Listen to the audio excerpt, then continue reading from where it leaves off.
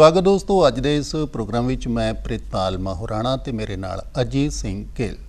अज दे इस प्रोग्राम विच गलबात करांगे योगा दे बारे। योग भजाए रोग। जी हाँ, सेहतमंद होने लई अपनी आत्मा नूं उस परमात्मा दे नाल जोड़न लई ते मन की एकाग्रता लई असीं योग करदे हां। हर युग विच योगा की बड़ी महानता रही है। अज दा दौर असीं पैसे की दौड़ विच दौड़दे हां। उदों तक दौड़दे हां जद तक असीं थक हार नहीं जाते। थक हार के फिर असीं सेहत का नुकसान कर बैठते हैं तो फिर योगा बारे सोचते हैं। पर जदों भी कोई इंसान योगा के बारे सोचता है, योगा नूं अपनाउणा चाहुंदा, मन में कई तरह के सवाल होंदे ने, शंके होंदे ने। किस तरह शुरू किया जाए, कदों करना है, की नहीं करना है। बहुत सारे शंकियां के सवालों के जवाब ने जिहड़े अज दे इस प्रोग्राम में दिते जाणगे। मेरे नाल ने पुआधी दे विच पंजाबी दे नाल पुआधी दी रंगत विच असीं गलबात करांगे अजीत सिंह गिल जी। इतिहासिक परिपेख की गल करिए उदों तो लैके अज दे दौर विच इसकी किन्नी क महानता तुसीं मंनदे हो? प्रितपाल जी, जिस तरह योग की बात करा तो जो ऋषि मुनि थे हमारे, वैसे तो जो वेद हैं, वेदा में भी योग का जिक्र है, उपनिषद में भी जिक्र है, जितने भी उपनिषद हैं, और उसके बाद जितने और भी शास्त्र हैं, ब्राह्मण शास्त्र हैं, आरण्यक शास्त्र हैं, और बाद में गीता में भगवान कृष्ण ने योग के बारे में बहुत कुछ कहा है।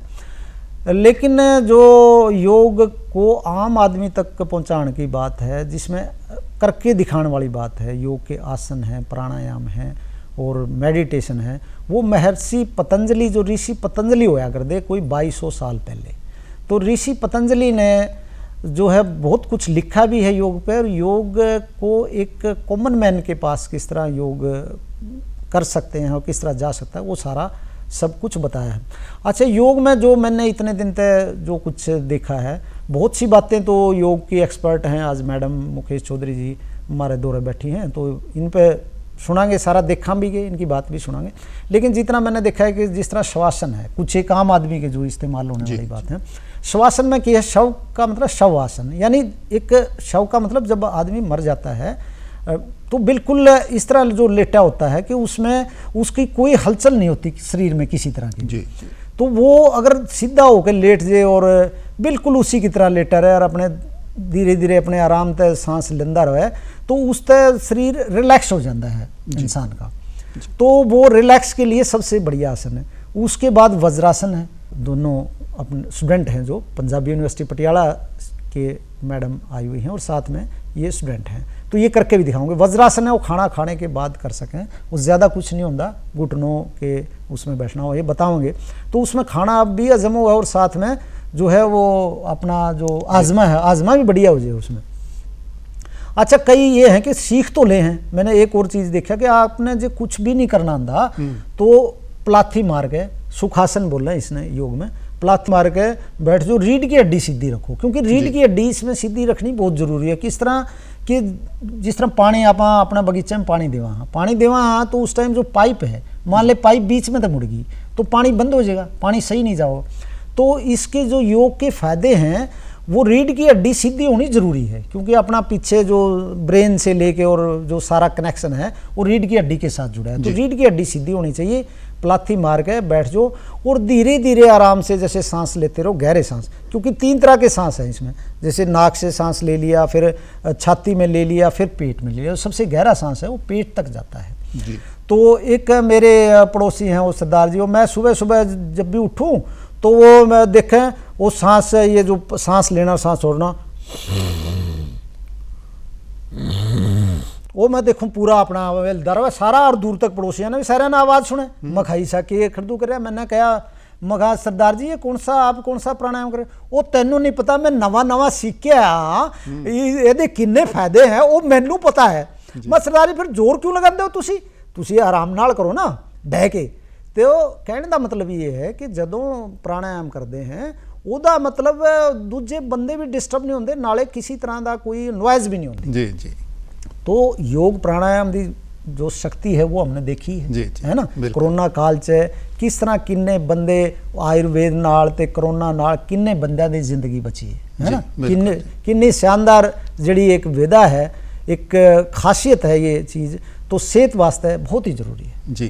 ते आज जड़ी अपनी आसन दी, प्राणायाम दी, बाकी जड़ा ज्ञान है वो मैडम तो असी लेवांगे जी, है ना। ਸਮਝਣ ਦੀ ਕੋਸ਼ਿਸ਼ ਕਰਾਂਗੇ ਜੀ ਅਸੀਂ ਕਿਸ ਤਰ੍ਹਾਂ ਕਰਨਾ ਹੈ, ਕੀ ਕਰਨਾ ਹੈ, ਕੀ ਨਹੀਂ ਕਰਨਾ ਹੈ। ਹਾਂ, ਤੇ ਅੱਗੇ ਅਸੀਂ ਆਪਣਾ ਮਾਈਕ ਮੈਡਮ ਮੁਕੇਸ਼ ਚੌਧਰੀ ਜੀ ਨੂੰ ਦਿੰਦੇ ਹਾਂ जी ਤੇ मैडम ਤੁਸੀਂ ਅੱਗੇ ਦੱਸੋ। दूरदर्शन देखने वाले सभी दर्शकों को एक बार फिर से हमारा प्यार भरा नमस्कार। दर्शकों, वैसे तो योग कोई छोटा सब्जेक्ट नहीं है, बहुत ही वास्ट सब्जेक्ट है जिसको कि 1 या 2 एपिसोड में समझाना या करवाना थोड़ा सा नामुमकिन है। लेकिन फिर भी हमारा प्रयास है कि हम छोटी छोटी जो योग की क्रियाएं हैं, जो प्रभावशाली क्रियाएं हैं, उन्हें आसान तरीके से और कम से कम समय में आपको जो ज़्यादा से ज़्यादा लाभ दे सकें, ऐसी एक छोटी क्रियाओं का एक छोटा सा पैकेज हम आप लोगों के लिए आज लेकर आए हैं। तो समय को ज़्यादा ना गंवाते हुए आइए शुरू करते हैं आज का सेशन। सबसे पहले हम करेंगे गर्दन की क्रिया। गर्दन की हम 3 पार्ट्स में क्रिया करेंगे। फर्स्ट पार्ट, गर्दन को लेफ्ट एंड राइट ले जाते हुए, गर्दन पूरा खींचते हुए लेफ्ट, पूरा खींचते हुए राइट। जैसे कि आजकल का हमारा एटमॉस्फेयर है, जो हमारी दिनचर्या है कि हम सारा दिन जो है लैपटॉप्स पे, कंप्यूटर्स पे, मोबाइल्स पे बिज़ी रहते हैं, तो हमें सर्वाइकल स्पॉन्डिलाइटिस की शिकायत जो है वो होने लगती है। हमारी जो गर्दन है उसमें अकड़न हो जाती है, जकड़ जाती है वो। तो उनके लिए ये बहुत अच्छी क्रिया है। इसी का बी पार्ट, गर्दन को पूरा आगे और पीछे ले जाते हुए, पूरा आगे चिन लॉक लगाइए और फिर पूरा पीछे गर्दन को ढीला करते हुए स्पाइन को टच करना है। जिनको डबल चिन की शिकायत हो जाती है, थायराइड की समस्या होती है, उन लोगों के लिए भी ये पार्ट जो है वो बहुत लाभकारी है। ये छोटी छोटी क्रियाएं हैं जो आप अगर डेली करेंगे तो आपको ज़्यादा से ज़्यादा लाभ मिलेगा। इसी का सी पार्ट करने के लिए गर्दन को बिल्कुल ढीला करते हुए घुमाइए गोल, क्लॉकवाइज, एंटी क्लॉकवाइज। दर्शकों, ध्यान रखिए कि इसमें आपकी आंखें जो हैं वो खुली रहनी चाहिए, अन्यथा कई बार क्या होता है, इसमें चक्कर आने का डर रहता है। जिन लोगों को ऑलरेडी सर्वाइकल स्पॉन्डिलाइटिस की समस्या हो, उन लोगों से अनुरोध है कि वो गर्दन को बहुत ज़्यादा आगे ना झुकाएं, वो केवल हाफ सर्कल में ही रोटेट करें, एक बार क्लॉकवाइज फिर एंटी क्लॉकवाइज। तो जैसे कि आपने देखा कि गर्दन की जो है हमने 3 एक्सरसाइज करी हैं, लेफ्ट राइट, अप डाउन और रोटेट करते हुए। यह आपने आज से अपना डेली रूटीन में इसको शामिल करना है। अगली क्रिया करेंगे बाजुओं के लिए। मणिबंध शक्ति विकासक, अंगूठा अंदर मुट्ठी बंद करते हुए चलाइए ज़रा अपनी कलाइयों को अप एंड डाउन। बाजू एकदम टाइट रखिए, कंधे की सीध में रखते हुए। ये भी आपका जो भी सर्वाइकल स्पॉन्डिलाइटिस से रिलेटेड जो होती हैं नस नाड़ियाँ जो छोटी छोटी होती हैं, उनको रिलैक्स करती हैं ये क्रियाएं। इसी में गोल घुमाइए, पूरा जो बाजू है उसमें ब्लड सर्कुलेशन इम्प्रूव करती हैं ये क्रियाएं। सारा दिन जो हम उंगलियों से काम करते रहते हैं, लैपटॉप्स पे, कंप्यूटर्स पे, सारा दिन हमारी फिंगर्स जो हैं वो एक्टिव रहती हैं, तो उनको और ज़्यादा एक्टिव करने के लिए, उन्हें रिलैक्स करने के लिए हम इन क्रियाओं का अभ्यास करते हैं। छोड़ दीजिए। अगली क्रिया बाजुओं के लिए, कंधों के लिए। राइट हैंड को पूरा ऊपर उठाते हुए, सांस भरते हुए ऊपर, सांस छोड़ते हुए नीचे, फिर सांस भरते हुए ऊपर ले जाइए। योग में हम जितनी भी क्रियाएं करते हैं ज़्यादातर श्वास के साथ मिला करके करते हैं कि इस बहाने जो जिस अंग का हम वो कर रहे हैं, क्रिया कर रहे हैं, जिस अंग की हम एक्सरसाइज कर रहे हैं, उसके साथ साथ अपने लंग्स को भी एक्टिवेट करते हैं। हाथ चेंज, दूसरी बाजू से भी इसी तरह करेंगे। शुरू कीजिए, सांस भरते हुए पूरा हाथ ऊपर और सांस छोड़ते हुए पूरा नीचे। इससे क्या है कि आपके जो शोल्डर्स हैं, कई बार जो फ्रोजन शोल्डर की जिन्हें शिकायत हो जाती है, जो कंधे अकड़ जाते हैं, उनमें मूवमेंट होती है, उनमें फ्लेक्सिबिलिटी होती है, उनमें फ्लेक्सिबिलिटी आती है, लचीलापन आता है। और ये जैसे कि आप इसकी भी एक्टिविटी से देख ही रहे हैं कि आपकी ये सारी नस जो हैं, जो छोटी छोटी नाड़ियां हैं, वो इनके अभ्यास से फ्लेक्सिबल बनती हैं। छोड़ दीजिए। अगली क्रिया कमर के लिए करेंगे। त्रिकोण आसन का अभ्यास। थोड़ा सा पैरों के बीच में फासला देते हुए उठाइए अपना राइट हाथ, सांस भरते हुए उठाइए ऊपर, लगाइए कान के साथ और धीरे से झुक जाइए लेफ्ट साइड। पूरा खींचिए जरा कमर को। आइए धीरे धीरे सांस छोड़ते हुए वापस, बाजू चेंज, फिर सांस भरते हुए ऊपर खींचिए, झुकाइए दूसरी साइड। इस आसन को करने से क्या होगा कि जिस तरफ आप झुक रहे हैं, आप ध्यान दीजिए कि उस तरफ की कमर का जो एक्स्ट्रा चर्बी है, जो एक्स्ट्रा फैट है, वो धीरे धीरे इसके अभ्यास से कटना शुरू हो जाता है। चेंज। दूसरी तरफ से ये करनी है आपने अपनी क्षमता के अनुसार,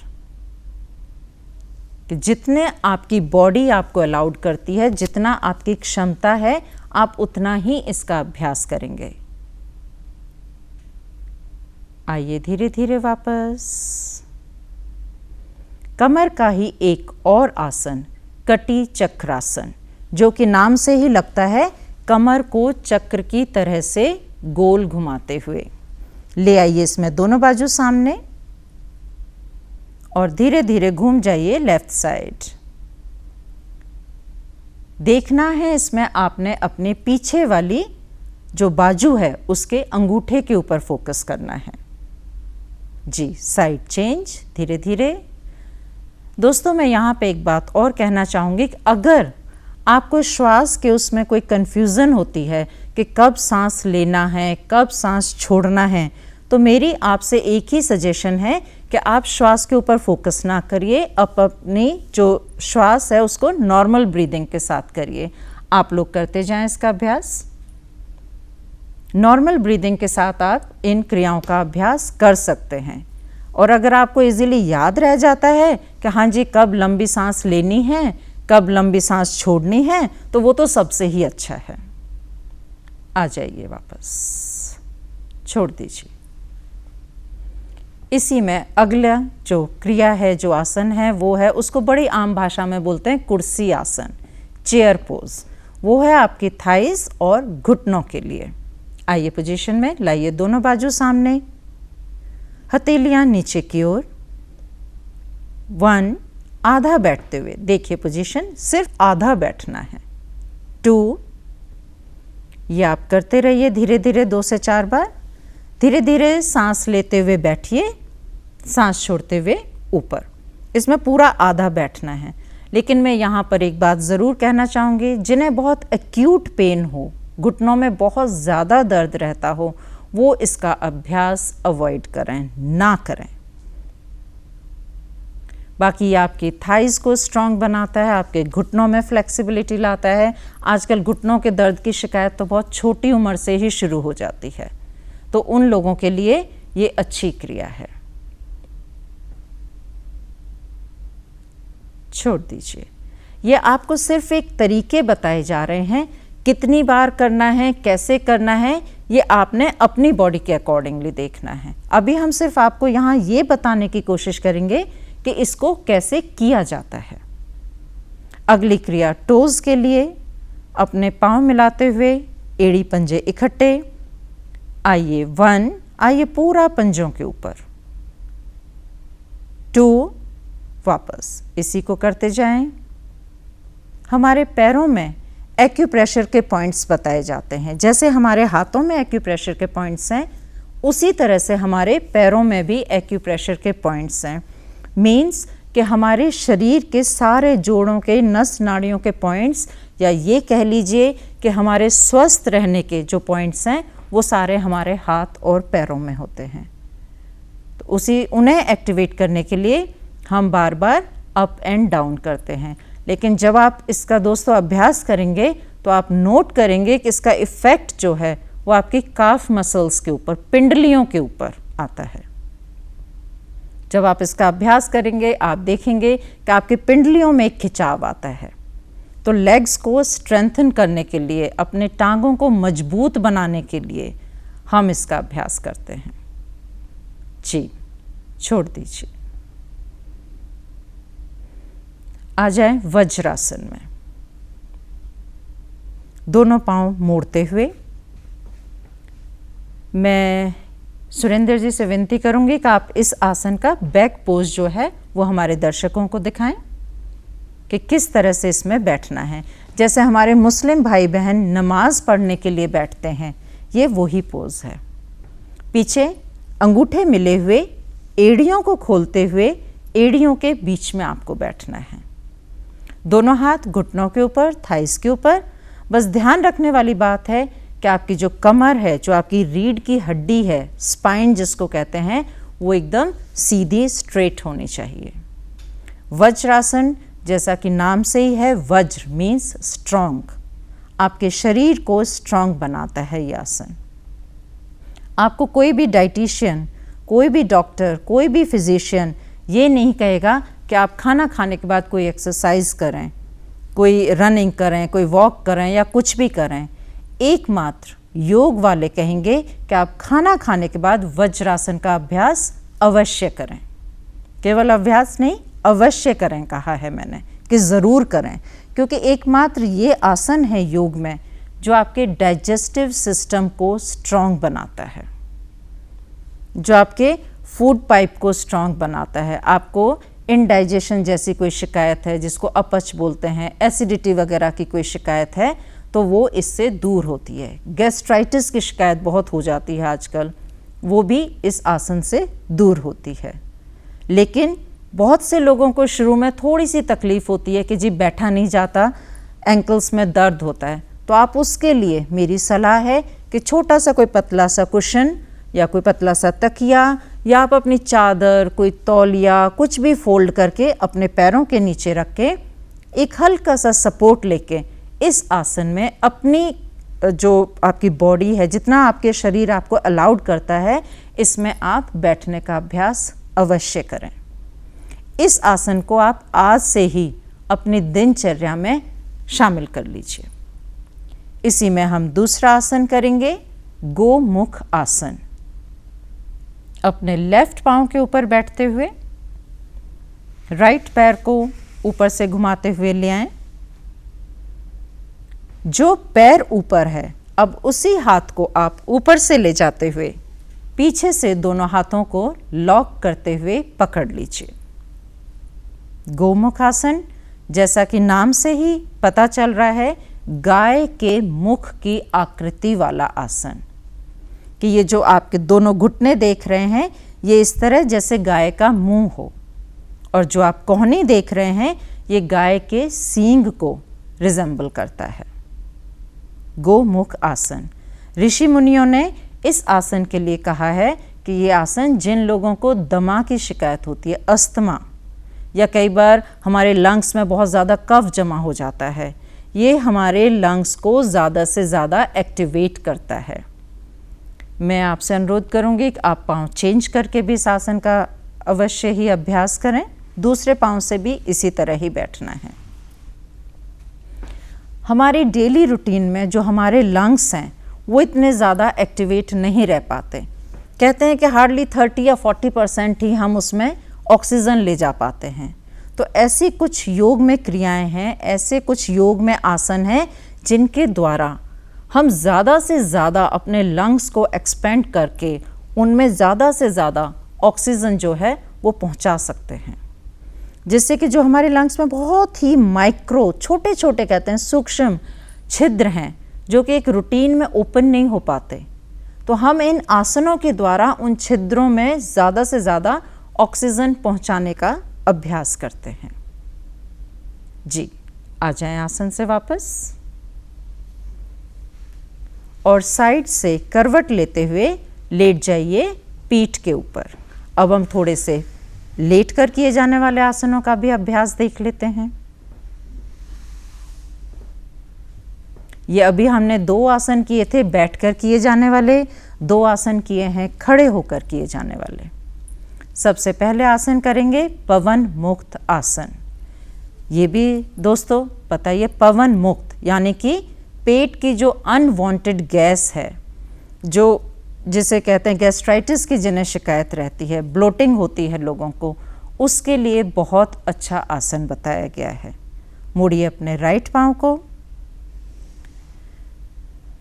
पकड़िए घुटने पर से दोनों हाथों से ग्रिप बनाते हुए, भरिए जरा लंबा और गहरा सांस नाक से, दबाइए पेट, दबाकर रोकिए थोड़ी देर पेट को।